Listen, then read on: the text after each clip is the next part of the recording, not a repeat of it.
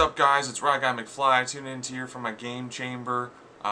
Just hanging out. We're gonna actually be doing, I guess, like a second episode, and we're gonna be doing a Frontiers discussion, but maybe a little bit more in depth.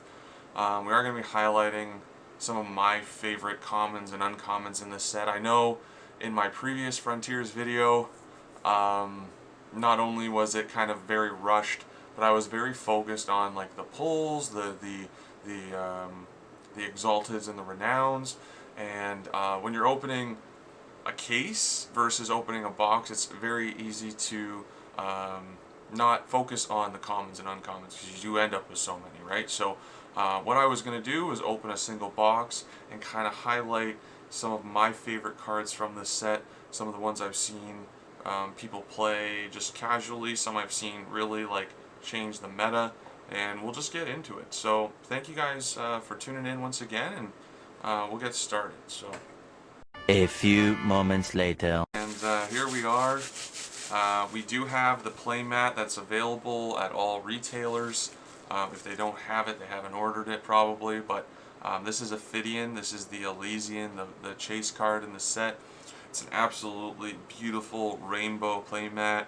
You see the eyes of Ophidian from Bountiful Harvest, one of the ancient relics. So there's a lot of reference from previous sets, which is really cool. It's very cool. And even as you read back in sets like Ravaged Lands, you will actually find that she's referenced, or Akura, the Whispers of Akura, and Ophidian is the creation of Okura, so it's Okura's original. So kind of cool stuff. Anyway, I love the lore. I love that side of it, and there's a lot of cool parts of the cards that you kind of don't focus on as much. Okay, cool. We got a full art Mortis. So you get a full art foil as a box topper here. I think I've highlighted it before, but just for a new player, being able to get an extra box topper, being able to maybe even just buy a realm, or pick up your battle deck or whatever, and just be able to now play this deck is very cool. Even just with Frontiers and Ravaged Lands cards, it's not really required. So every pack does come with, like I said, a veil, a foil veil, so it's double-sided. Love the veils. A little bit of Pringling, which is totally fine because it comes out in a sleeve. All of mine are sleeved, yeah, and each pack does come with a foil rare now, which is a nice little pull rate. It does take away from that, oh, I saw a shiny, right? But definitely a fun factor in every pack. Acceleration of the Chaos Divine. Bloodborne 4, draw 2 cards and eradicate 2 cards from your hand face up. This card's eradicated, you can draw 2 cards, and then if you do eradicate 2 cards face up, it is a unified that you could theoretically eradicate with like Drain the Magic Quarry, things like that, so you can definitely get some advantage even with Ravaged Land stuff, and it's some Chaos Divine support, so it's nice to see that's coming in. I've made reference to the vanilla sprites before. It is nice to have more sprites for that Sprite engine, Sprite Dragon engine, not necessarily required or seen in the meta. The reprints are nice, I've highlighted before. Everflow Cascades is a really cool negate for Mythical Beasts. You can bring out a sprite of the Everflow Cascades. It's like a 3 attack from Ravaged Lands, and if you sack it, you can negate a Fortified, right, which is a very powerful effect, especially when you can revive a sprite for free next to a dragon once per turn. So again, it's just keeping the deck very powerful. I know there was a lot of hate on Titans in this particular set, so I've played around with the Frontiers version of Titans. I always have a bounty twist, but again, it is nice to see cards such as Shackle Them All, different than Release from Shackles, so if you hear somebody reference Shackles, they're not referencing this card. So this card says Bloodborne 10, sacrifice 2 Titan Warriors on your side of the field. Then if you do, all Warriors on the field gain blockade. So it is a great save yourself from taking any battle damage. It gives the board blockade, and in theory stops you from taking damage. Now against decks like Heroes say with the new blockade defense type mechanic, this is not a very great card in itself. But in all the other decks, stopping your opponent with blockade is very powerful. Farm of Bodies, this is just a cool art, and again, when you're opening several hundred cards at a time, you tend to just overlook these things, but again, there's a bunch of bamboo growing through all of these bodies, so such a cool game. Once per turn, you can pay Bloodborne 4, send the top 2 cards of your deck to the discard pile. This is a fortified, which Undead really didn't have a lot of send stuff on your turn. It works with a lot of the other mechanics of like recovering stuff from your eradication when you're milling stuff on your turn or your opponent's turn.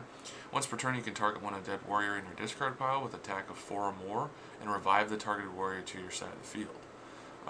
So it's a free revive for a high attack warrior. Generally, if you're doing the Grim archetype, you're going to revive your 4s and your 5. You know what I mean? So a very, very cool card. Now, Phandalorian Warchief, I love this card. Wisdom and Retaliate. If you watch the channel or you're familiar with the game, you know what these do. So, but Wisdom, hand advantage, much better than Plunder because you get to choose.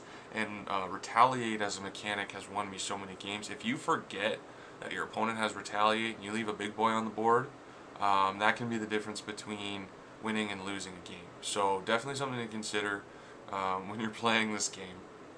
Baby Genesis Dragon, and now this is one, shuffle this card in the deck, and then if you do, draw 1 card.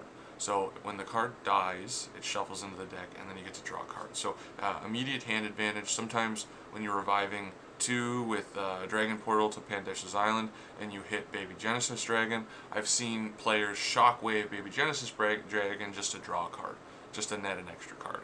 You know what I mean? Get a dragon in the deck, shuffle it back in, draw a card. So very powerful mechanic in itself.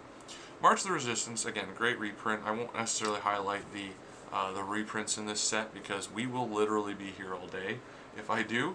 So again, I appreciate your time and tuning in, and I'm going to try to highlight all the cards that, again, are maybe not as highlighted in my other video, right? So this is one here. The veil is right not on the back, which is throwing things up a little bit. So you got the Phandalorian Outpost. So this is a card I actually overlooked. I played against a hero player recently, and he had 3 on the field, and it was just devastating, just absolutely devastating. So static, bestow +2 to all Phandalorian hero warriors on your side of the field. Once per turn, you can pay Bloodborne 2, search your deck for 1 Phandalorian hero card, and then add the search card to your hand.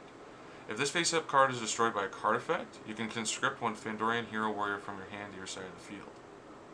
So, first off, once per turn, you can pay 2 to search for a Phandalorian hero card and add it to your hand. So any Phandalorian card. There's so many good Phandalorian cards, and we'll get into that.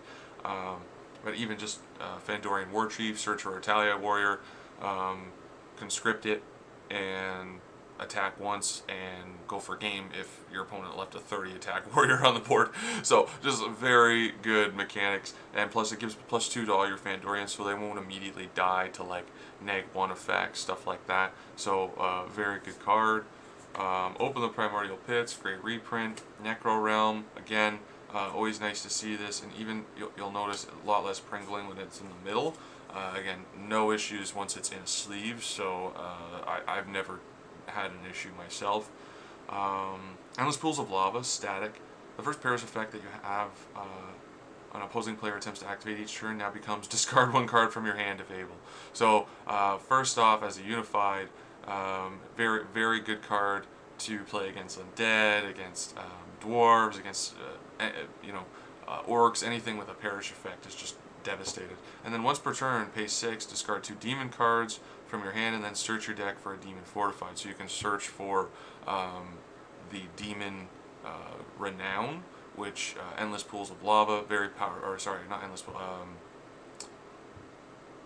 shoot, oh my gosh. Fallen Treasury. I apologize. There's more to it, but it's Fallen Treasury, and if we pull it, we can highlight it. I've talked about it here, but again, just a very good card, and nets you tokens, and it can revive warriors, so it is a very potent card. And demons, Bone Jars of the Blood Shaman. When this card's first activated, search your deck for a Temple of Dusgog, which is the renown in this set for the orcs. It gives all your war boars +1 for each orc warrior in your discard, which is really good.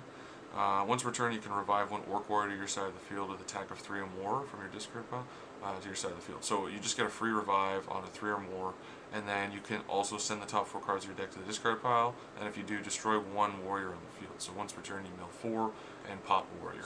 So it's a great defense. It's a great once per turn revival warrior.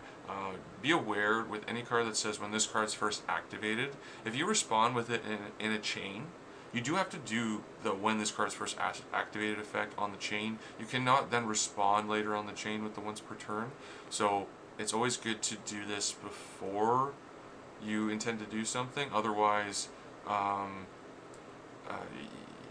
guess it's a you can. It's not a you must. So something maybe to consider here, right? But I believe with that ruling, you do have to choose whether or not you're doing that effect, which kind of cancels out the once per turn. So just be aware of these effects. Enact Supreme Rule, Bloodborne 20. Only warlords can attack this turn, and guardians cannot use their consume ability this turn. Draw 1 card. Kind of underplayed as far as the new Titan meta from what I've seen. Paying Bloodborne 20 on your turn to stop your opponent from going from game seems steep, but again, if you're worried about them going for a game, it doesn't matter how much you pay, you just want to stop them from hitting you in the face with their warriors, which they can really boost and do a lot of damage. There are some cards that let you boost your warlord's attack, even with Titans, but even with like Undead also have that, so just something to consider. But again, yeah, no worries here. So the rare for this is Windermere Island. So when this card's first activated, target 1 dwarf warrior in your discard pile, revive the targeted warrior, and then it's a static effect. Bestow +2 to all Frostbite warriors on your side of the field, and then once per turn, you can send 1 dwarf warrior you control to the discard pile, and if you do, manifest 2 Frost Wolves. So once per turn, you can sack something, manifest 2 wolves, right? So you attack, play this, sack the warrior, manifest 2, attack again. Very, very potent. And even if you do this on another Frost Wolf or something, right? So just kind of cool to think about. We'll put that in the rares pile here, wherever that is. I don't think I have one yet. So Tireless Trap Setting. This is one I see play more and more. It is a fortified that costs nothing to play. Once per turn, you can target a zone, an unoccupied warrior zone, where if a warrior were to be conscripted or revived to a zone with a trap counter, destroy the warrior along with the trap counter. So if I were to conscript a warrior to where you have the trap counter, you get your interplay ability, and it actually negates perish effects. So you do get your interplay, but you can't activate a perish effect from the discard. So just something to consider there. And again, that's a bounty card, not a dwarf card. I always get confused, but this can be played in any deck. I've seen it played in Angels as like an additional control element, which is kind of cool. We have Horn.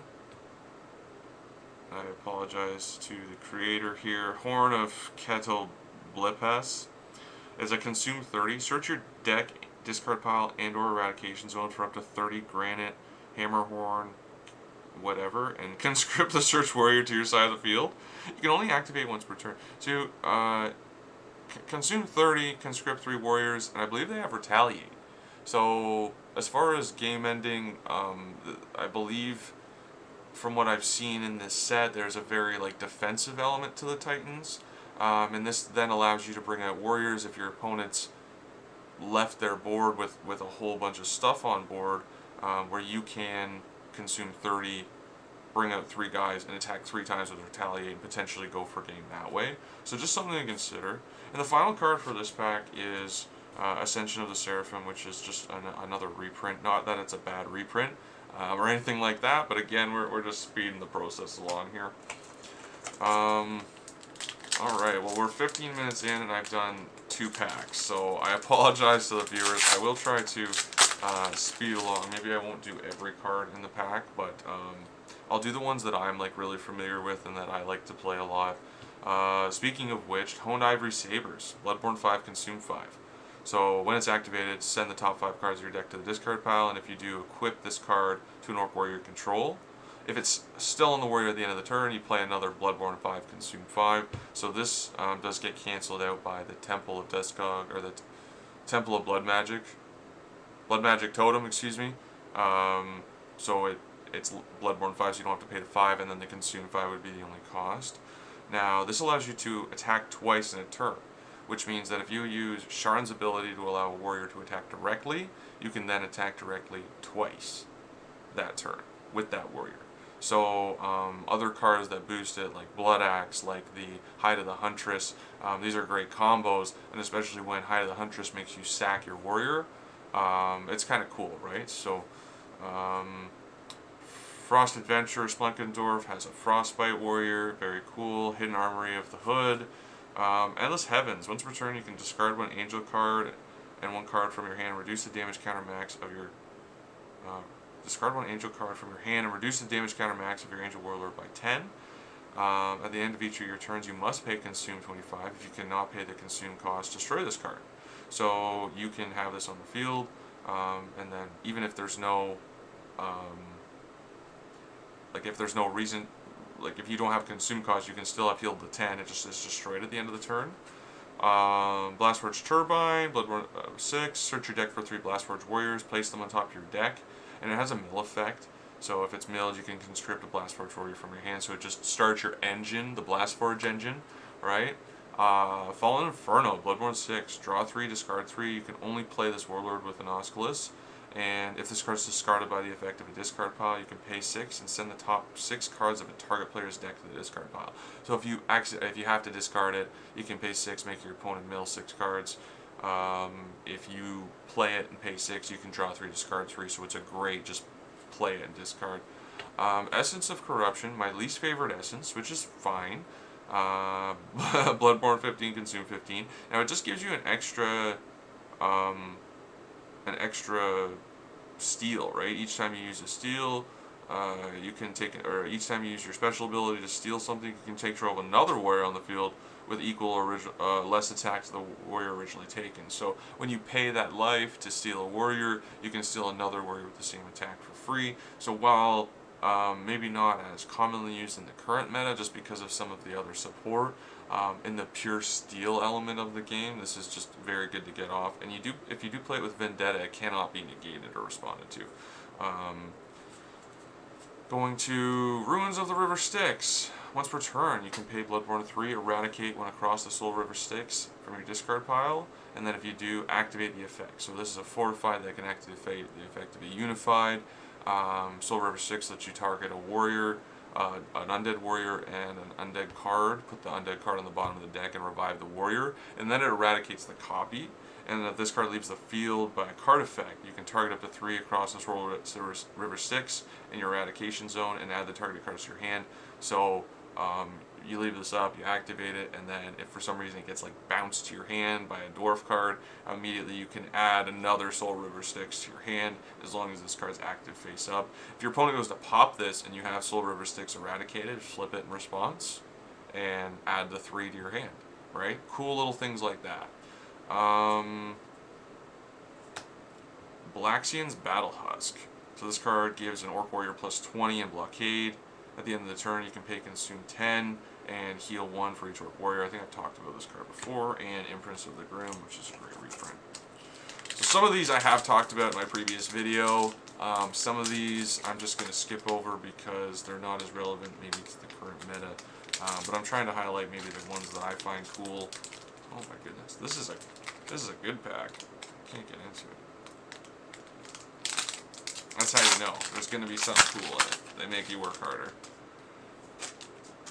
So we have Frozen Fortitude, free Dwarf Fortified, bestow +1 to all Dwarf Warriors on the field, and once per turn you can send the top card of your deck to the discard pile, bestow +1 to 1 Dwarf Warrior on the field. So it can proc Blastforge Turbine. It can proc other mill effects, and it gives +1 to all your Dwarf Warriors. So it's just a very cool card.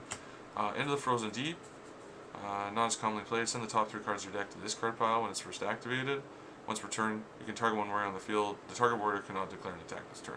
Once per turn, you can target one warrior on an opponent's side of the field and one dwarf warrior on your side of the field. Then if you do, send the targeted cards to the discard pile. So sending them both to the Frozen Deep. Another vanilla sprite, we won't necessarily get into it. Help from the Chaos Divine. Eradicate the top 4 cards of your deck face up for Bloodborne 4. And if you do, search your deck for up to 2 Angel Warriors with attack of 2 or less, and can script the search warriors to your side of the field. So very kind of aggro related. You're eradicating the top of your deck, and really you don't have concern for it because you're just trying to go for more maybe an aggro build. Fandorian Striker, Swift, awesome mechanic, consume 5, can script from your hand even on your opponent's turn, and then Paris can script a Fandorian Hero Warrior from your hand. So your opponent's going to go for a game, you can script this warrior, they have to attack into it, you can script another warrior from your hand, and you carry on with the cycle. So it's actually a very good combo, very, very cool thing. Slippery Slopes, Bloodborne 5, consume 5, gives all of your Dwarf Warriors Swift in your hand. So not a very commonly played card right now, but again, so much potential in the meta. Bolster the Fallen Forces. This card's first activated, draw 2 cards, and then if you do, discard 1. So hand advantage. Static.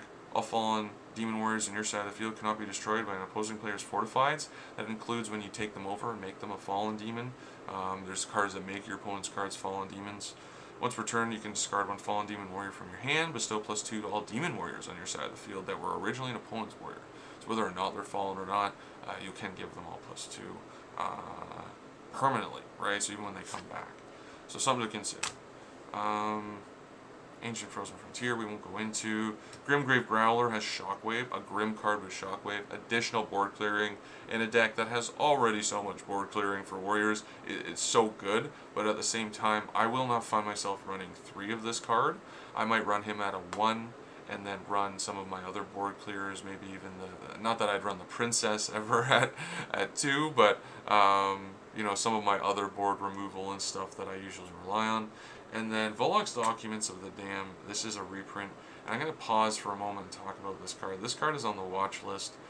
The reason this card's on the watch list is because Serena Sada made it so much easier to make sure this card's in your hand, than allowing you to search for End of Days. And if you're going first, always End of Days, and your opponent is just rude and toxic, and not that it can't be recovered from. I've beaten people who have done it, but it's definitely not the greatest play always to make, and certainly does not set you on a good foot in the community. So it is on the watch list, and that is kind of the reason why.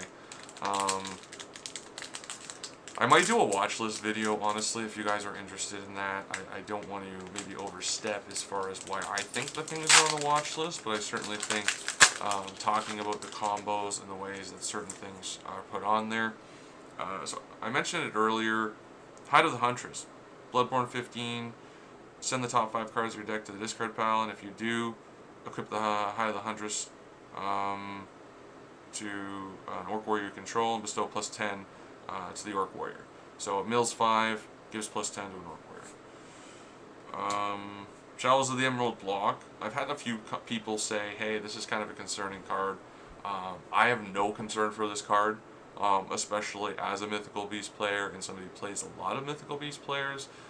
What this does is you pay 6 during the reinforced phase. It has to be a direct negate during the reinforced phase to be able to stop it. It says, for the remainder of your turn, all opposing players cannot search their deck with the effect of Unified or Fortified cards, which means that the opposing player can't use discard effects to search for a card. They can't use, pay 2, discard 2 cards, search for a card. They can't use Volok's Documents of the Dam. So this is a answer to a lot of things in the meta that maybe Mythical Beast I don't think had access to. Orcbane March of Death, no need to go into it. Fandorian Beastmaster, Fulpaka, 5 attack warrior, very cool. New World Dragon, 4 attack warrior. Bone Rattle Fields, Once per turn, you can pay Bloodborne 6, destroy one undead warrior on your side of the field, and if you do, manifest 2 shambling skeleton to your side of the field. So you can pay 6, destroy an undead warrior, manifest 2. If this card's sent from your deck to the discard pile by the effect of an undead card, you can manifest 2 shambling skeleton warriors. So it's a mill, manifest 2. So it's a great extender, a great way to keep your board full. If your opponent was like, oh, I'm going to move to the end of turn while you have a warrior with a perish effect, certainly you can, at the end of their war phase, pop your own warrior, manifest 2 skeletons, activate the perish effect, revive another undead warrior, activate the retrieve effect, and in response to the retrieve effect, even try to pop your own Grim Crimson to activate the perish before the end of the war phase, right? So you can additionally try to net more cards even before your opponent's turn is ended. So with a card like this, while it does look very simple, very straightforward, it's one I just went over and passed by, but certainly I think the combos and the potential with a card like this, the way that you respond to things is very important in how you think about how a card works, right? Speaking of responding at the right time, this is a great example of Infinite Dark. It is an undead card, Bloodborne 25, eradicate all warriors on a target player's side of the field. So, great answer. If you play heroes versus undead and you play Infinite Dark, they will cry because it eradicates all their armaments as well that are equipped. It doesn't target. And then if this card is sent from the deck to the discard pile, you can eradicate one warrior on the field with current attack of 5 or less. Also not targeting, right? So this allows you to have some additional board removal, remove key pieces, and it's a great card, but very easy to negate, work around, respond to, and certainly if you play this at the wrong time, your opponent goes to attack with a board full of warriors, and then you attempt to Infinite Dark, and then they play a Dismantle, you're going to be sad because you've just paid 25. On the other hand, if you attempt to bait them out with other cards to get them to use their negates, use their dismantles, and then respond at the end of that sequence with something like this when they've used up all their other assets and pay Bloodborne 25, that can be the difference between winning and losing a game. Absolutely. We have a 5-power Titan, very good card. Not what is the archetype? Oh my god. Primordial is the, I was thinking Unstoppable, but the Primordial is the main archetype, so it's not Primordial, it's not Unstoppable. Uses Olympus, the Great Titan of Create, so I don't know if Create will be its own archetype in the future, but certainly it's something to just keep an eye on. Grim Shambler.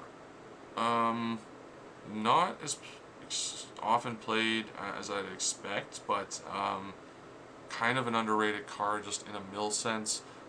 Perish, mill a card. There are so many other good warriors that it's hard to almost fit something like this in, especially with the Strugan and stuff like that. The Lord of the Endless Mill. Awakening the Mystic Fire, great reprint, necessary with Mystic Fire builds. Alright, moving on. Haven't hit a renown yet.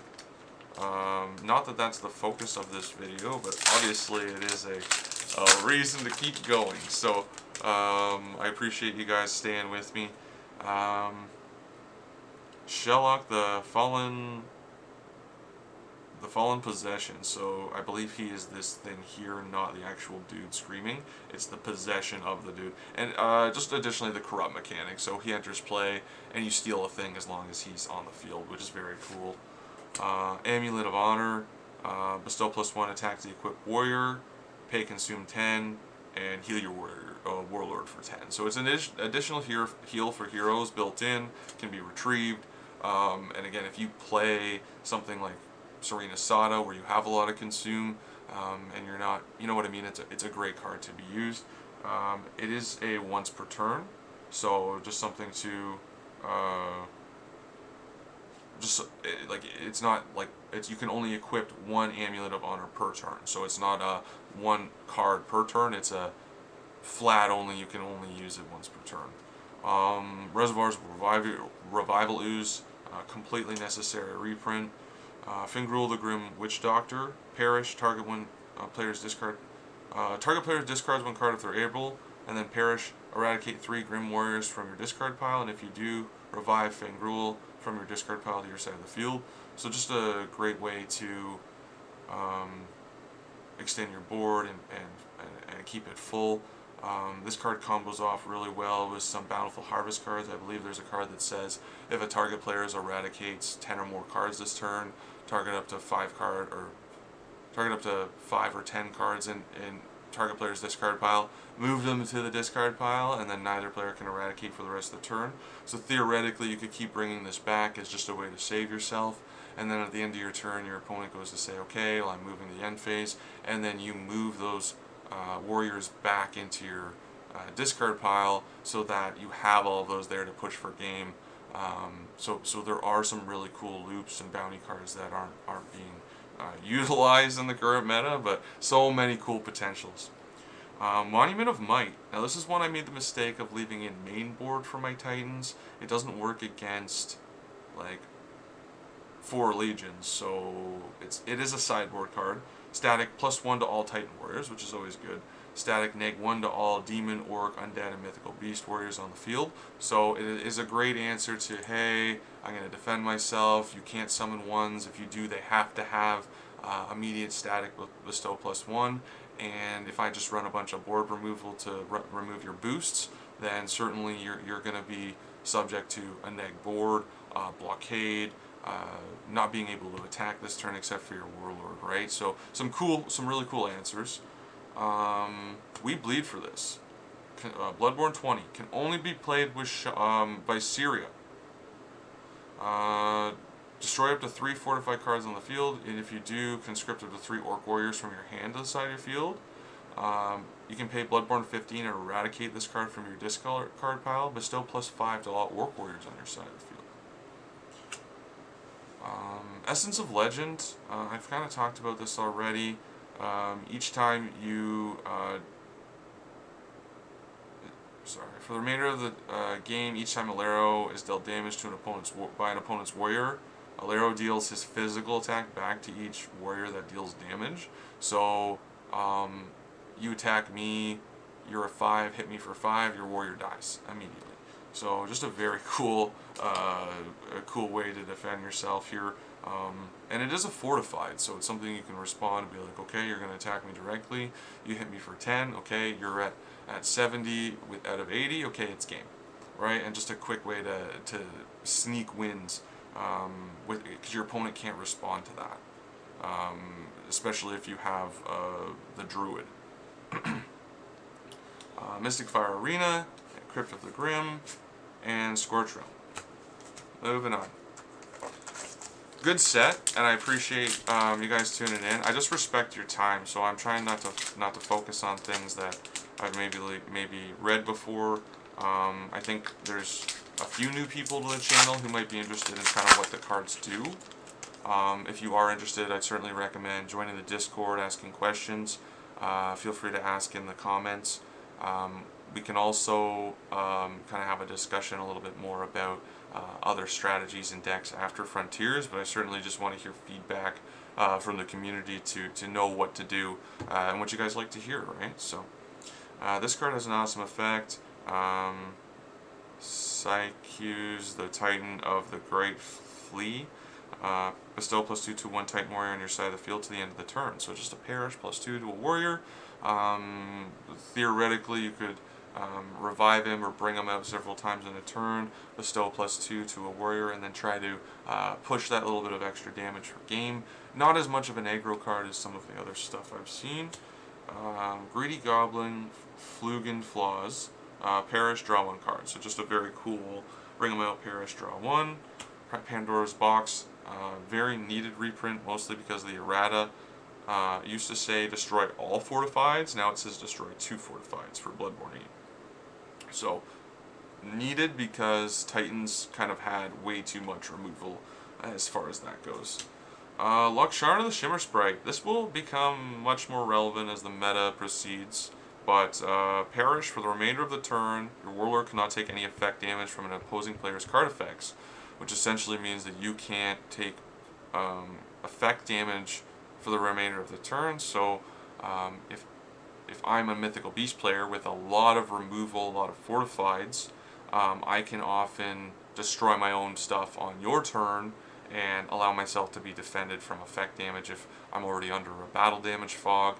If I have some other defenses to know I'm not going to take battle damage. So another cool fog card that's kind of not as relevant now, but certainly will be. Skekmail, the Lava Demon of Vengeance. Paris, search your deck for one Endless Pools of Lava or Mount Valley of Mount Bane and add the search card to your hand. So this is a great card, and I don't think I've talked about it before.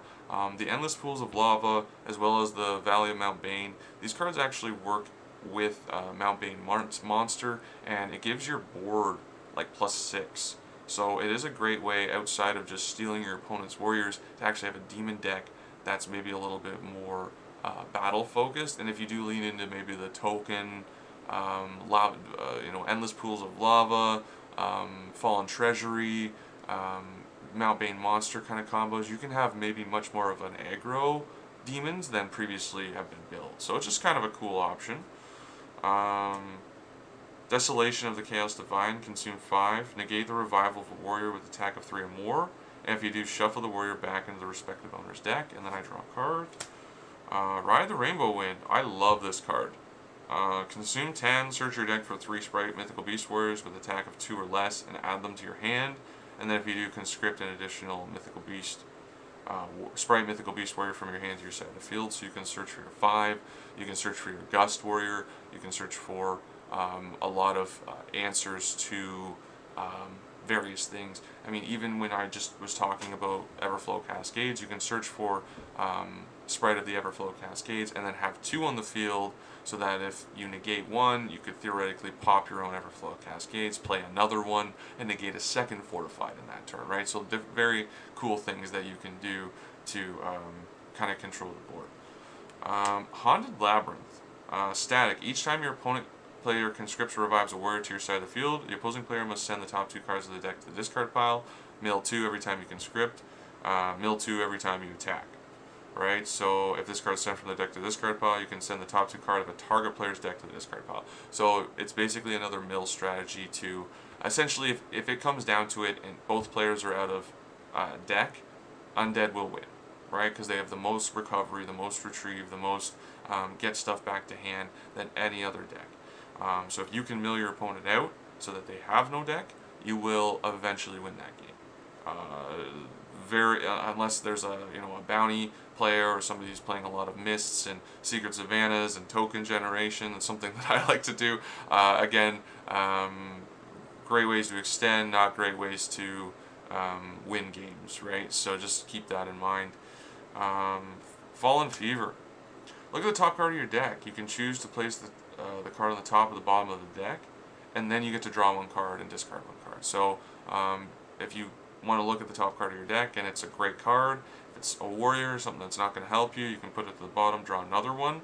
If this card is discarded by the effect of a demon card, you can draw 2 and discard 1. So it's generally just a very useful card. It's free.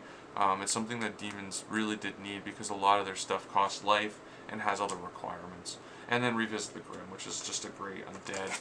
Fortified, if you have 3 or more undead warriors you can revive, or Grim Warriors, you can revive one when you're being attacked directly, and it saves you, right? So it's very cool.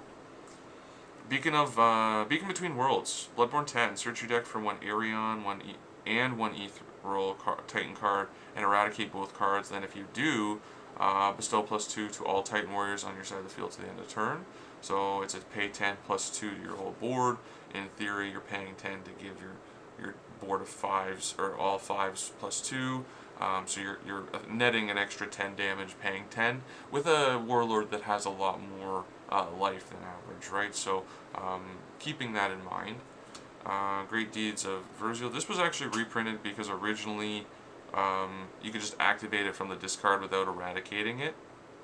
So theoretically you could just keep paying the cost, like the 2 Holy Counters and Bloodborne 4, as long as you had the life and the Holy Counters, to send 1 warrior on the field to the discard pile. So it did need to be adjusted as far as it was overpowered, but I think Angels, it still wouldn't have necessarily broken Angels either, right? So, Unbound Realm, great card. Nice to have the foil reprint.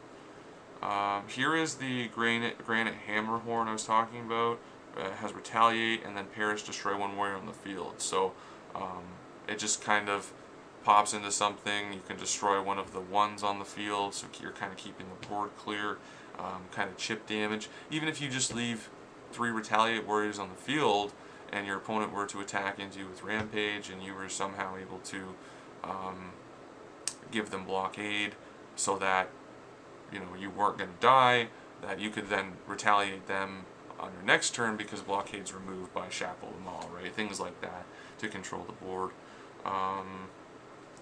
Moving on,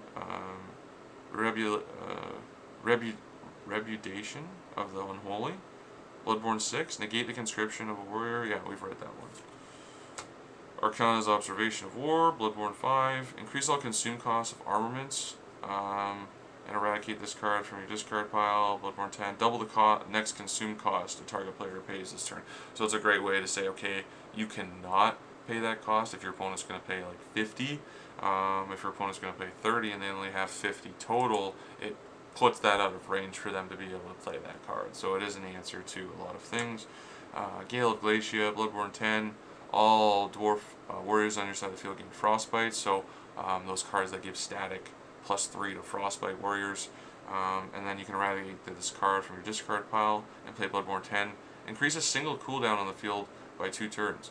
So theoretically, your opponent next turn is going to do a bunch of things with their synergy and with their warlord. You can put 2 cooldowns on their warlord to prevent that from happening. If you do it before the Veil pierces, because technically the countdown phase doesn't start counting down on your warlord or your synergy until after the Veil pierces. So if you put it on into the first 3 turns, it does very much prevent your opponent from, like if they're a dwarf warlord, from reshuffling, or you could put it on the synergy if that's the card that you're worried about, kind of changing the game. Close the Gateway. So this one's really cool. Consume 10, sack 1 warrior on your side of the field during the reinforced phase. I made this mistake.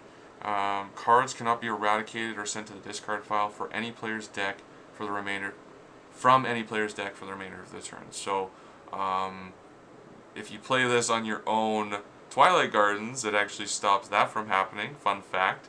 It also stops like undead players and Titan players from like eradicating the top cards of their deck. So this is like a hard answer to if you're concerned about playing an undead or Titan player, any mill effect, even the aggro angels. This is a very cool answer, very cool staple. Here's another reprint. Here's another reprint. Again, love the reprints. Not shitting on them, but we don't have time. We're like at 43 minutes, guys. I appreciate your patience. Eulos, the Sacrificial Orcbane, Perish. Deal 1 damage to target player's warlord. So it's a Perish, deal 1. So you can kind of chip damage. If you can revive them 3-4 times in a turn, you can push for game, really, between that and Viseria's special. Resistance Raising Army. Spreads the Mystic Fire Ashes. I just saw what my next card is. Magical Depletion Zone. Consume 10. Activate this card only during your reinforced phase. During your opponent's reinforced phase, target up to 2 unified zones on the field. The target unified zones cannot be used this turn. So you say, okay, you can't use these 2 zones for the rest of the turn. They have to do this during the reinforced phase, and then for the remainder of the turn, they can only use these 3. Well, if you activate 2 of these for consume 20, they can activate 1 card. If it's 1 active, then that's all they can do, right? They've played their active for the turn. Shalora's Settlement. Can only play it with Viseria. Each time you conscript an orc warrior from your hand to your side of the field, discard 1 card, and if you do, reduce the damage counter max of your warlord by 3, so it's a heal. And then each time you conscript an orc warrior from your side of the field with a card effect, you can discard 1 card. If you do, heal your orc warrior by 3. So it's just a really good card. I'm going to kind of summarize some of these. Bloodborne 8, you can only play it with the Mystic Druid. you sack this card during either player's turn to negate a unified or fortified. So it's a very powerful Omni negate. Can only be played with the Mystic Druid, and it's got a fairly high consume cost. So here's our Renown. I kind of saw it, so it loses a little bit of my shock and awe, but it is a very good pull, and I'm very happy with this one. Leylines of Liquid Crystal. So you can only play it with Pandesha's Lost Island. It makes your Mythical Beast synergy cooldown become 3. And once per turn, you can target one Dragon Mythical Beast Warrior in your eradication zone, revive it to your side of the field, and give it +3. So it works so well with Lady Darksky. Just a fun card to give your warriors. And I mean, even with Mervyn Quays, you bring out a +4 Mervyn Quays and get Plunder, and then start hitting things. That's just fun. Mattlehorn the Blastforge Marauder. This is a Retaliate warrior. He's a Blastforge warrior. He kind of almost looks like he's Frostbite, but he is a Retaliate with Blastforge. So don't forget that Blastforge have a Retaliate warrior. I almost lost last night to that. 2 more reprints. Again, not mad about it at all. Moving on to, I don't even know what pack we're on. Somebody else keep count. We're over halfway, I think. And again, I apologize for the wait. We've done that one, we've done that one, we've done that one. This almost seems like the same 3 cards of my first pack. Outer Rim Wrangler Diadas, Swift, consume 5, and Perish, manifest 2 Warboars. So your opponent's about to kill you, conscript, destroy, manifest 2, they have to destroy that. So it's a 3 defender for orcs. And it's an Outer Rim warrior, so it works with lots of the effects. Collecting Souls. Again, one I wish I highlighted in my other video, but again, something I wanted to talk about. You can play this card if your Undead Warrior is Mortis and your Undead Guardian is Magsaria. Bestow +1 physical attack to your Undead Warrior or Warlord for every 2 Grim Undead Warriors in your discard top pile till the end of the turn. So it gives your Grim Warrior, so if you have 20 warriors, it gives them +10. If this card is sent from the deck to the discard pile, you can search your deck for Vault of Souls. So Vault of Souls is the Renown in this set. So maybe that'll be the next card we pull, who knows. Hyperborean Hunt, consume 20, target up to 2 warriors on the side of on the field. They gain blockade, and if they do, manifest up to 2 Frost Wolves. If this card is sent from the deck to the discard pile by the effect of a dwarf card, you can manifest 2 Frost Wolf dwarf warriors to your side of the field. So it manifests Frost Wolves. Oh, Vault of Souls. Too funny. Maybe that's what we'll pull, right? Soul counter. Each time an undead warrior is sent from the deck to the discard pile, you can place 1 soul counter on this card. It's so easy to reach this card's limit, but it is 15 soul counters, so you have to send 15 cards, or 15 undead warriors to get these counters. Once per turn, you can remove 15 soul counters from this face-up card and revive up to 5 undead warriors with different names from your discard pile to your side of the field. So it's a very, very powerful card. You can fill your board on your opponent's turn or at the end of their turn, sacking those holy counters, and then you're ready to go for game next turn. So very, very good card. Increase the pressure. Target 1 warrior on the field that's attempting to activate the keyword ability, negate the activation, and destroy the targeted warrior. If this card's in the discard pile, except the turn it was sent there, you can search your deck for an armament card and eradicate the search card face up. And if you do, set this card face down to your side of the field. So a very cool card to negate perish effects, and it's reusable by eradicating your armaments. So in theory, you play a lot of armaments. Some of them are more useful than others. Sometimes you can thin out your deck by eradicating them. There is a recruit warrior in Ravaged Lands who actually lets you shuffle back eradicated armaments. So keep that in mind, because there's lots of ways you can work around that and make that actually a huge advantage. We've got Justice is Swift, another fortified, Bloodborne 15, consume 15, draw 1 card, and then discard 1 card, and if you do, all Angel Warriors gain Swift, so an even better version of the Dwarf one, and then we have the Divine Realm. So I think that Justice is Swift is really good in the aggro version of Angels. I'm not so certain about the regular version because it doesn't play a lot of warriors. Speaking of Angels, we have another 5-power Angel. The only other one was in the battle deck, so this is just an awesome thing to see. Reprint. Fear of the Fallen. Bloodborne 10. Bestow +4 to all fallen demon warriors on your side of the field until the end of the turn. Then if you do, bestow +8 to all demon warriors on your side of the field that were originally an opponent. So again, a great way to go for game. Even in that Molten Valley or Valley of Mount Bane deck I was talking to you about, this is a great way to add an additional +8 to the warriors you stole and then go for game, right? So you can kind of have an aggro demon deck. Fandorian Feather Striders. Equips to a hero warrior, bestow +1 and gives an additional attack on a warrior. If this card is added to your hand or set face down to your side of the field by the effect of a Fandorian card, gain the following effect, immediately equip it. So if you set this card face down by the effect of a Fandorian card, you can equip it to a warrior immediately. Massive Beings Walk the Realm. Bestow +2 to all Titan warriors on the field with original attack of 2 or more. Bestow +1 to all Titan warriors with the original for each dwarf, hero, and angel warrior on the field. And if this card's eradicated by the effect of a Titan card, you can set this card face down to your side of the field. So it's just a great way. It gives you a permanent +2. This works with original attack of 4 or more, right? Not 2 or more. And then bestow +1 for each. So it's a great card. Another defender. It's a free one for Titans, which they kind of needed. Pandesha's Gifted Sprite. Consume 10, Bloodborne 10. Can only play with Pandesha. Search your deck for a Sprite Mythical Beast Warrior. Conscript the Search Warrior to your side of the field. The Sprite Mythical Beast Warrior gains the following effects: Wisdom, Plunder, and Shockwave. So, amazing effect. Almost better than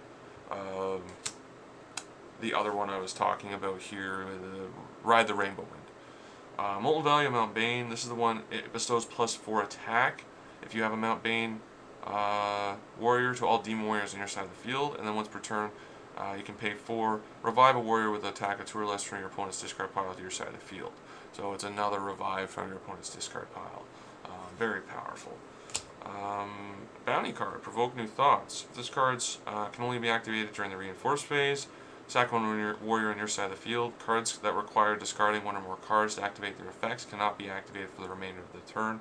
So almost a counter demon card in itself. And then Michael's Proc, again, just probably one of the best Omni Negates ever made. Moving on, we will go into the next pack here.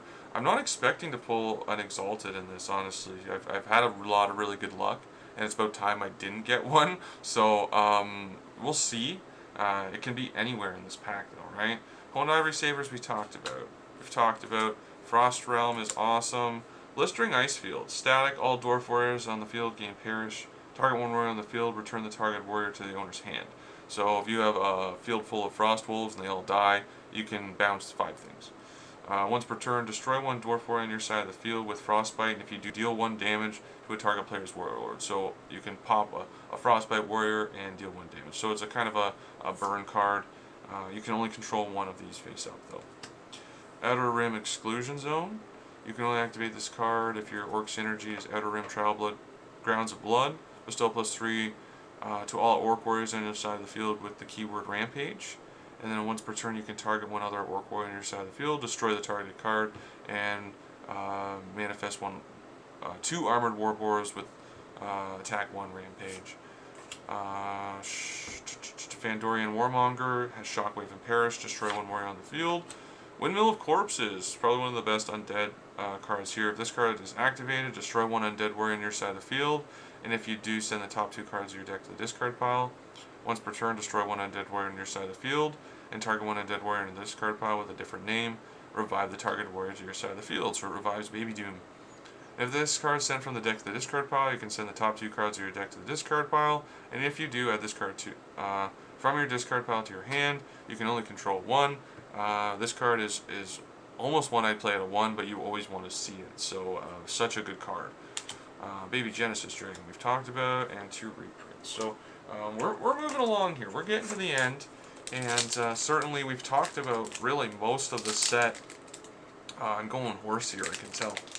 We talked about most of the set, and I love this set. It's so fun to open. I love all the foils.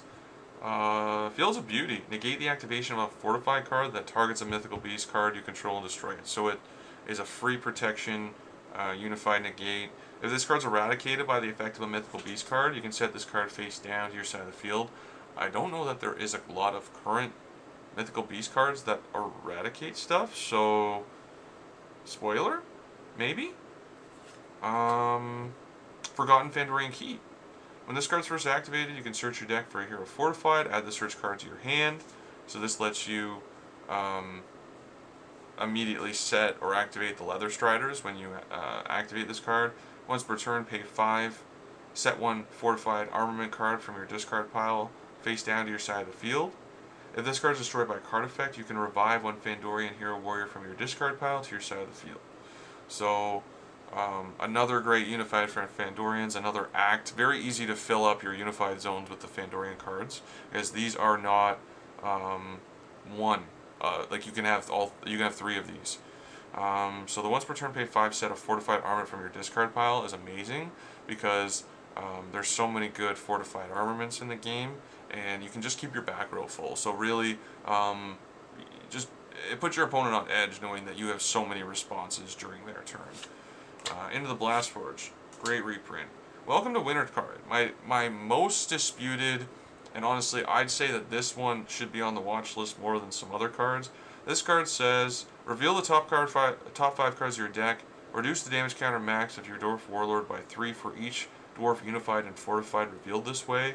All cards revealed this way are then placed on the top of the deck in any order you choose. So while Dwarves previously were not powerhouses, they can now reshuffle their deck, resculpt it. They can use Runecast Reverberation to really put 5 Dwarf Unifieds on top, and then activate this to heal 15 consistently every turn with Serena Sada. So I would argue that this card is more of a watch list issue than some of the other stuff, but maybe I'll do that in my next video. You know what I mean? Maybe I can complain about it then. Beacon of the Blossoming Leilani. Once per turn, you can target one angel card on your side of the field and pay Bloodborne 5, bestow 5 counters to the targeted card. You can sacrifice this face-up card, and if you do, bestow 5 holy counters to an angel warrior on your side of the field. So you can pay Bloodborne 10, bestow 5, and then sack this card and bestow 5. In my opinion, I'd just pay this card, sack it, and bestow 5. But I like cheap things. I'm not cheap, I'm frugal, but that's just me. Strugan, Lord of the Endless Mill. We have Perish, target up to 2 cards in a target player's discard pile and eradicate the cards. So gross. And then target 1 Windmill of Corpses in your discard pile, add the targeted card to your hand. Ooh, Essence of Legacy, my favorite essence. So this says, cannot be negated if you have Sharn, or Viseria. For the remainder of the game, each time Sharn destroys an opponent's warrior by battle, deal 3 damage to opponent's warlord. If they leave a field of 1s and you deal 2 damage to all warriors on their side of the field, and you just dealt 15 to their face. So while the other one was an issue because you can heal 15, this one now allows you to consistently deal 15 if your opponent leaves their board open. So this is them being stupid. That is kind of, if you don't have a response to what they're doing, they just can never die. So that's my opinion. Sacrificial Offering. Target 1 Demon Warrior on your side of the field that was originally opponent's warrior, and send the up to 2 other cards on the field up to 2 other cards on the field. Sorry, target 1 Demon Warrior on your side of the field that was originally an opponent's warrior, and up to 2 other cards on the field. Destroy the target card. Okay, so you can pop 2 and a Demon Warrior that was originally opponent's. And if this card was discarded by the effect of a demon card, you can sacrifice 1 Demon Warrior on your side of the field, and if you do, reduce the damage counter max of your Demon Warlord by 5. So if you discard it, you can sacrifice a Demon Warrior and heal by 5. You can sack an opponent's card when they're going to destroy it, and destroy up to 2 other cards on the field. So this is just a great removal. And we have 2 more reprints here. So again, I love those reprints. So don't think that they're not valuable, but certainly you now don't need to go buy 3 copies of each battle deck to make sure you have 3 copies of certain things or whatever. Hide of the Huntress, we've talked about. Hidden Armory, Ravaged Realm, Everflow Cascade, Shackle the Wall, Farm of Bodies we've talked about. Arcana's Blessing we have not. You can only activate if your Guardian's Raylene. Target 1 Dwarf on your side of the field The target warrior cannot be destroyed by battle or card effects this turn. If this card is sent from your deck to the discard pile by the effective dwarf card, you can reduce your damage counter max by 3. You can only activate this card once per turn. Ruin of the River Styx, we've talked about. Battle Husk, Imprint. So again, we're at a certain point, you do really get a copy of every common, uncommon in the set as you go through. That's kind of why I wanted to do it this way. As far as the rares, I'm probably maybe going to get one of everything. Probably not, honestly. Probably not. I don't think those numbers add up. Forgotten Tower of Echoes. When this card is activated, all players eradicate the top card of their deck face up. Once per turn, you can increase your cooldown by 4 and pay 4. Choose a number between 1 and 4. The target player must eradicate X cards from the top of their deck face down, where X was the number chosen. If this card is destroyed by an opponent's card effect, you can target one card that is eradicated face down and send the target card to the discard pile. So you can move things around. Sorrow Rock. Once per turn, you can play Bloodborne 1, eradicate the top card of your deck face down. If this card is sent from the deck to the discard pile by the effect of an undead card, you can eradicate this card face up, and if you do, deal 1 damage to all players' warlords. You can only control 1 face up Sorrow Rock. We've got the Mortal Realm, Fandorian Halberd, another Fandorian Fortified. This card is equipped to a hero warrior you control. It's an armament, bestow +4 to the equipped warrior. If this warrior destroys another warrior by battle, you can target 1 card in the field in any player's hand. Target 1 card in any player's hand, and the target card must be discarded. So it's a blind discard. So I look at like your 5 cards, and I choose 1, and like face down, and that's the one that gets discarded. Orcbane Savage Wild has a discard effect. If it's discarded, you can set it. You can target 1 card in the field and then deal 3 damage to the target warrior, and then deal 2 to adjacent warriors, and then deal 1 to those adjacent warriors. So it's a great board clear for orcs as well. Primordial Badlands. Once per turn, you can play Bloodborne 6, bestows +3 to the Titan warrior on your side of the field until the end of the turn. If the Titan warrior becomes more than double their original attack by the effect, the Titan warrior gains the following effect: Retaliate and Perish. Draw 1 card. If this card is eradicated by the effect of a Primordial Titan card, you can target 1 card in the field with a cooldown and increase the cooldown by 1 turn. So it's a great control card. It's a great way to bestow attack to your Tartan Strix tokens and give them extra abilities, make them extra damaging to your opponents as well, right? Titanic Interruption. Bloodborne 10, sacrifice 1 Titan Warrior on your side of the field, negate the activation of a unified card, and if you do, destroy it. Then draw 1 card. So you sack a warrior, you draw 1 card, and then you pay 10. It's not my favorite. I think it's a little bit OP, but there's so much healing already in Titans. I don't think paying 10 is even a worry. It's just more so you want to prevent your opponent from stopping your play, and if you're stopping their attack and then they go to negate it, then you can sack a warrior, pay 10, and negate the activation of the unified, right? And this is retrievable with Phoebe as well.